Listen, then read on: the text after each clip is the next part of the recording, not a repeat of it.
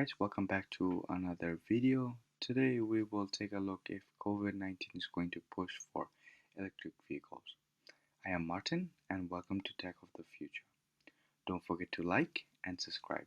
Guys, I hope you all doing well. All the information in this video are from reputable sources and research from top universities around the world. This video is based on science and facts. Due to the current situation in the world, many people stop traveling. Most of the countries are in lockdown or shelter in place. Being said that, people who go out and drive are the ones who work in essential industries. If there are few people driving means fewer car on the road, which then reduces the consumption of fossil fuel. This in turn means that the demand for oil and gas is very low.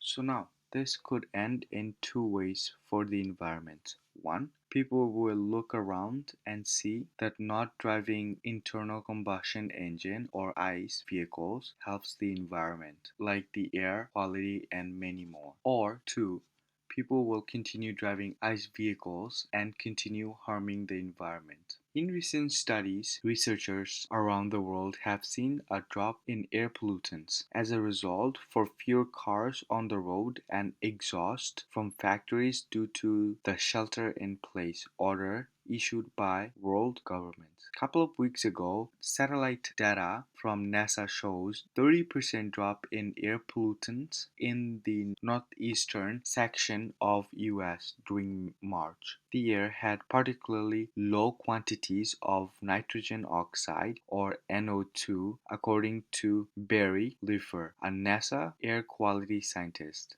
In some cases, such as China, India, and numerous regions of the US, people have been able to see their horizons clearly for the first time in years without smog. It's also noted that clear air can also provide some mental health relief and many other health benefits.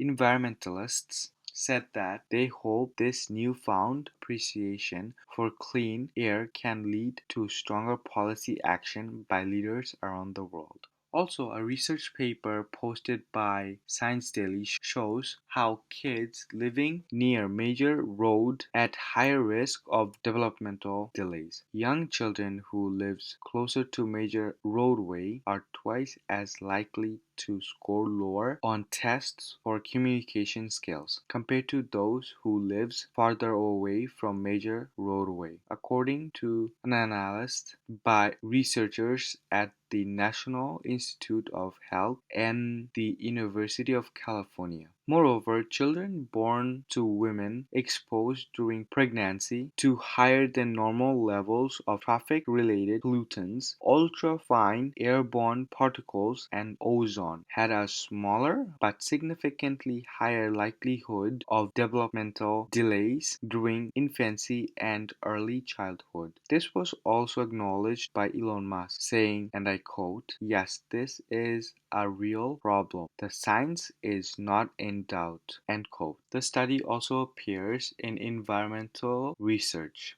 I would highly recommend that you go to the sites if you want to read more about these topics. I will leave some links in the description below. On the other hand, if people continue driving ICE vehicles, then human health won't get better or will be at risk, especially during the global pandemic that we are in right now. Since COVID-19 attacks our lungs, air pollution makes us more vulnerable to the virus. It's no surprise that COVID-19 deaths are higher in places with poor air quality. Air pollution causes lungs and respiratory disease, cancer, heart disease, and diabetes, killing about 7 million people around the world every year, according to the World Health Organization. A recent study found a worrying link between the severity of air pollution in a given area and the risk of dying from COVID-19. This study was done in two separate locations, one focusing on the US and one on Europe. The research shows that long-term exposure to air pollution increases vulnerability to experiencing the most severe COVID-19 outcome. These long-term levels of MP2.5 refers to as the macroscopic particulates matter in the air with a diameter of less than 2.5 micrometers.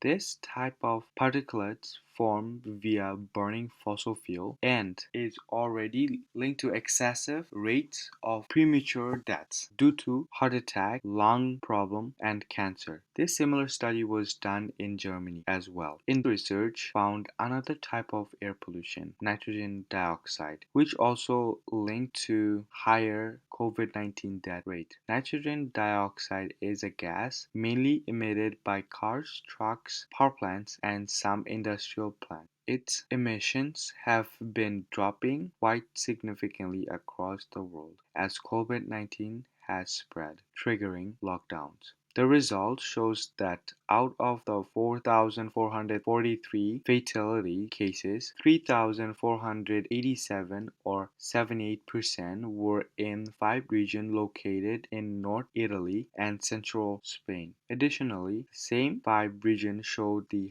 highest nitrogen dioxide concentration combined with downward airflow, which prevents an efficient dispersion of air pollution. Both studies have some limitations. They need more research on both nitrogen dioxide and MP2.5 exposure to nail down the exact relationship between air pollution levels and COVID-19 mortality.